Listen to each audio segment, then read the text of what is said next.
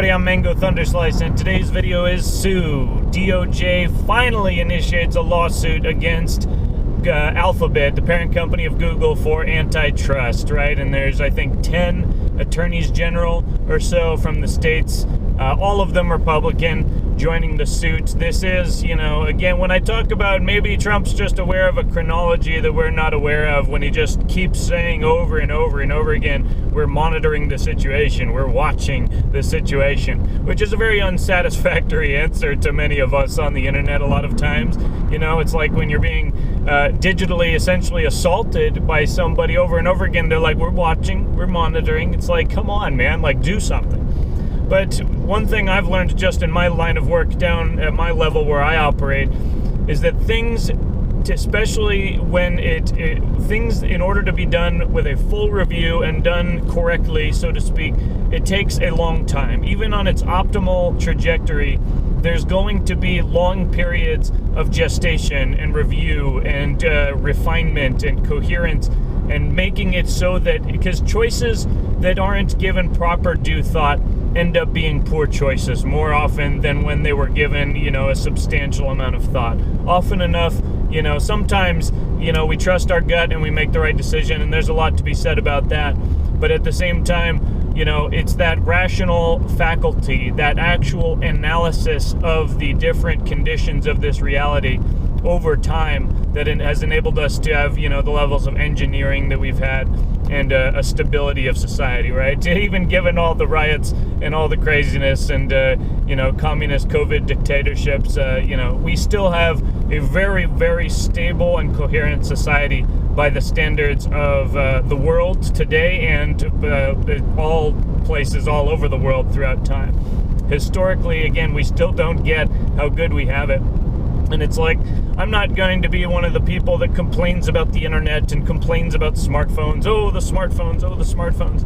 Are there deleterious effects as a result of the mass abuse of these technologies? Absolutely, 100%. Definitely agree on all counts.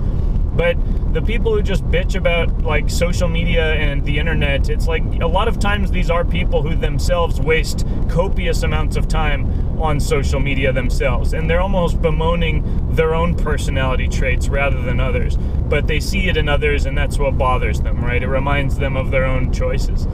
And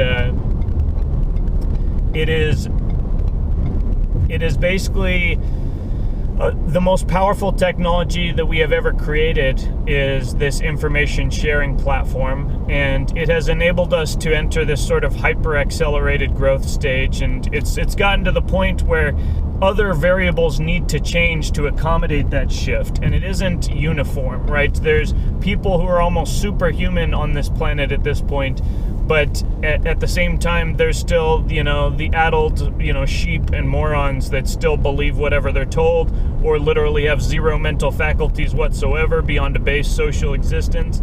And so, again, all these discussions of engineering and high philosophy, it's a completely moot point. And giving people the internet and giving people more, material prosperity doesn't necessarily engender that as well. It takes many generations to build a strong, not just genetic, but of epigenetic strength, right? Of a society of people who actually care about their fellow constituents, who aren't just doing it because they're afraid of being beaten by some authority, right? It takes a lot of refinement and also trauma, right? We have to learn all of those lessons the hard way, in a sense, in order to be able to learn them the easy way down the line. And I try and make a personal effort in my own life to learn lessons the easy way rather than the hard way, to do the research, to do the review, to do the due diligence, as it were, on any particular course of action or investment, because any particular course of action is, in a sense, an investment of time, of energy, of, usually physical resources, of course, as well. But when I choose to do something, it is an investment of my momentum, right? I'm investing my momentum left or right or up or down or forward or backward. All of these are based on, my ability to apprehend and comprehend my senses, right? And all the various senses, and, form a sort of synesthesia where they sort of blend together. And I can sort of interpret that like the Matrix code on the fly and learn things that are far beyond the wildest credentials of academics, because I can just perceive reality in real time, right? And information is more valuable the newer it is. If it's true, right? There's a reason that the entire stock market is dominated by high frequency trading and basically robots placing trades in a fraction of a second, and front running the market, right? There are of course human participants, but a human participant can't make a decision in a fraction of a second, at least not on that level, as far as algorithmic trading of the market and equities and securities and whatnot. But the point is that information, the closer it is to its event, has greater value. So this is why social media, there's a reason that even like files related to old government conspiracies, like they seal them for 50 to 70 years, because they know by that time, if the only people who know about it will be marginalized, and most of the people won't even care because they won't even know. They won't even know what this is even pertaining to, right? Like Kennedy, who was Kennedy? What are these files? People don't even know that in the 70s there was even a review board that went over all of the different files and found that there were mass discrepancies, and the whole story basically fell apart. But again, you'll still have these sheep just basically arguing to you the party line and the official narrative because it makes them feel comfortable. And here's where we get into social media, right? Of how just the act of trying to make people feel comfortable has been the worst possible thing that any of these technocrats could actually do for the human species. Of course, they have malevolent intent, or at least just ignorant and destructive intent at their very best, but at the same time, on the surface, it's all about helping people. It's about diversity and tolerance and making sure everybody wants to be included in our platform, right? Because if we allow people to say things like, I don't know, there's two genders, well, that doesn't make transgender people feel good. And then they won't want to be on our platform. So therefore, we have to ban all speech about any sort of LGBT issue on a critical side, because that makes somebody somewhere feel uncomfortable, right? Never mind the fact that the people who actually create society start to feel a bit uncomfortable when all this communist nonsense is encroaching in their very communities and preventing them from going to work and, basically blocking up the freeways and burning down buildings. All at the same time as these people are lording over us. Oh, science, we are the priestcraft of science. Only we know the science. Let us ask the great deity science what it says today, because it speaks as a singular entity, right? The fucking lunacy of these science worshippers is hilarious. Just like how they have no self-awareness whatsoever. And that also is engendered by the internet and the social media. The sort of total destruction of any sort of natural ego. And of course, any integration of that ego with the natural world, of course, by default. And so this is why porn, rewires and hijacks the brain, because now you've basically messed with your expectations on a visual, mimetic, psychological level, and then you go out into the natural world, even, again, I'm including this material world that we've built as at least the natural world in that it's physical, and you find that, your expectations don't work out and you're not finding what you're looking for. Because guess what? The only people who are actually like that are people who themselves have twisted their own mimetic psychology and are living out a completely artificial, unnatural, sort of set of expectations and worldview, right? So, and that becomes self-reinforcing in urban centers mostly, where all of these people who are all fucked up in the head all get together, and then they make whole philosophies about how being fucked up in the head is normal, and that the people who actually just till the farms and build the machines and go and keep society running, all those people, those dumb religious rubes, right? They're all wrong. They're the problem. We, the abnormal ones, we are the normal ones in reality. And the normal doesn't even exist, because critical theory will just deconstruct the meaning of all words, and then we'll attack our opponents for not following our own made-up language, right? This is literally the playbook across the board. If you understand what I'm saying, you're probably nodding your head. This is exactly what they do in every single scenario. And that deconstruction, for the main part, is achieved by social media today, in that controlling the release of mimetic information, of memes and of images and information to suit a particular narrative. They understand how the human mind works, at least in a computer sense, and they are hijacking that decision-making process through behavioral modification by modifying the choice environments of fixed participants. But here's the glitch, is that not everyone in this world is a fixed participant, are we? I definitely would not consider myself to be a fixed participant. As you all know, I like to move very swiftly, whether I'm in or out of a car. And it's important to understand that our greatest strength is our ability to move faster than the control grid. They might be able to make decisions as far as a computer chip in a fraction of a second, but who do they actually need to control a person? Do they send the robots yet? Do they send the Terminators? Not yet. But for now, everything is still achieved by humans, right? And until we actually have robotics as coherent in a human, as a human, and a power source that is mobile and powerful enough to sustain that, then, it's all a moot point. It's all just aiding these existing human participants in their own corrupt designs. And, their fatal flaw, again, is that they disbelieve in the cosmic intelligence, in God. And so they don't see the underlying power and the underlying mechanism that is basically twisting all of their mal-intended designs into something glorious, right? It's like the end of Little Nicky, the Adam Sandler movie, where he's sparring off against the devil, and the devil just keeps putting out all these illusions of bad and evil things, and Little Nicky just shines some rainbow on it and turns it into something positive, right? Human spirit is like that, and it comes from God. It comes from that fractal resonance of injecting a higher level of meaning into the lower frames and realms and changing the nature of that realm. And we have that free will. Again, it is a dimensional interface. To the extent that you abnegate your responsibility and your power, yes, you're a rock, you're an object, you're no more than a spoon in the world of the people who act, right? And that's just a simple fact. And it's the people who actually understand that they are both the artist and the instrument.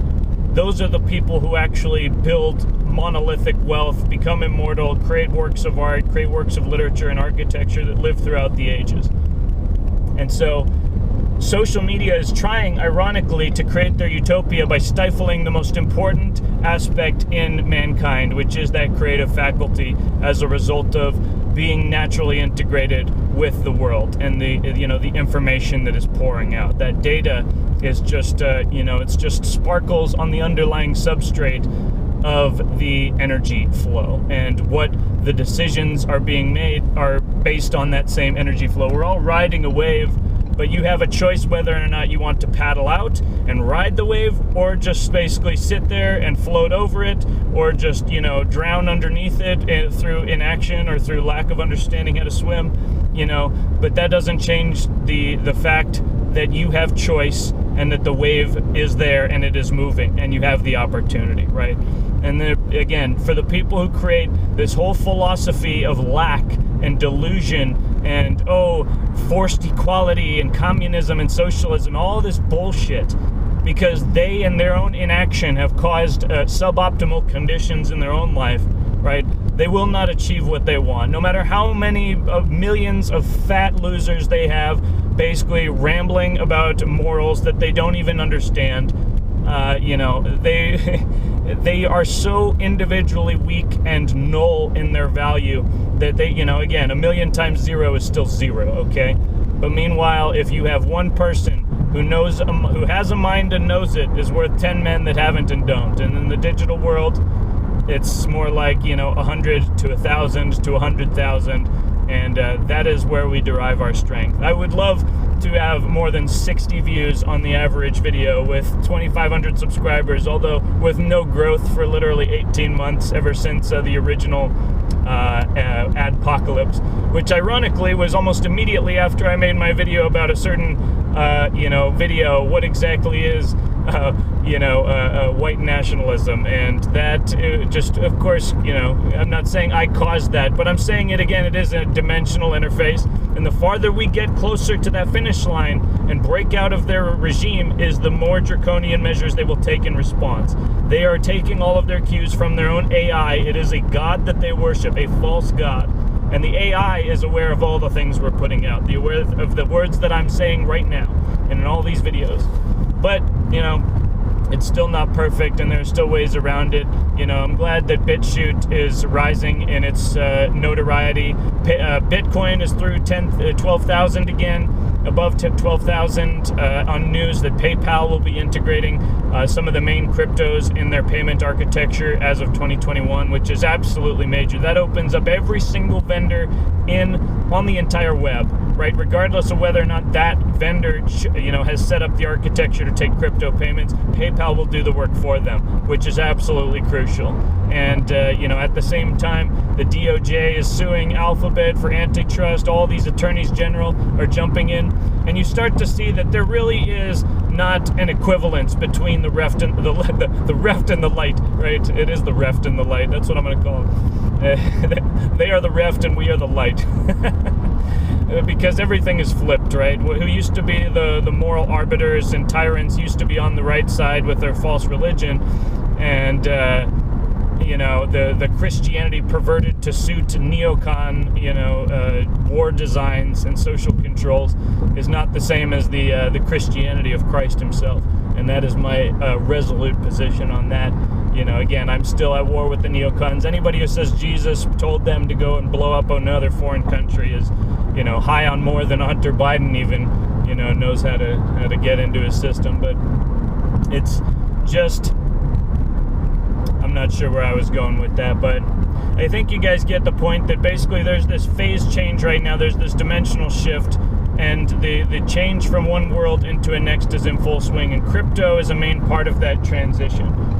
And, so it's very encouraging to see these things. We will only have sovereignty when we take it. It will never be given to us. Unlike Black Lives Matter, we do not wait for the opportunity bus to come and just lift our fat asses and put it on, right? We'll actually make it happen, right? Because socialism is the philosophy of weak and pathetic beings with no actual, philosophical or biological value in this world. And so they come up with theories and philosophies of their own trauma and their own just little bullshit victim mentality, and wait for someone to feel bad enough to give them a few cookies and $1 to, make them feel better. But, it's not the way for us. It's not the way for me. And we will keep on going and sailing on the sea. So, yeah, I guess that's my video today. I hope for a good solution. Hopefully it won't just be some, multi-billion-dollar settlement like Microsoft was able to get. And, hopefully there will actually be some structural changes as a result of this. Even if Section 230 even if the Communications Decency Act has to be abolished entirely, just completely rolled back and replaced with something else, I think that's honestly, a better solution than letting the current architecture continue and let this keep going. There has to be some action of some kind. We have to put the fear of God back in the heart of Zuckerberg and Eric Schmidt and Sundar Pichai and all these people who think they understand, how America works and how to control it, and yet still haven't learned even the most basic aspects of human psychology, like the Streisand effect. Bunch of fucking amateurs, dude. Alright, and that's my video today. Have faith, my brothers, and continue the fight. The war is on, the digital civil war, and we will prevail because we are the light and they are the reft. Peace. I'll talk to you next time.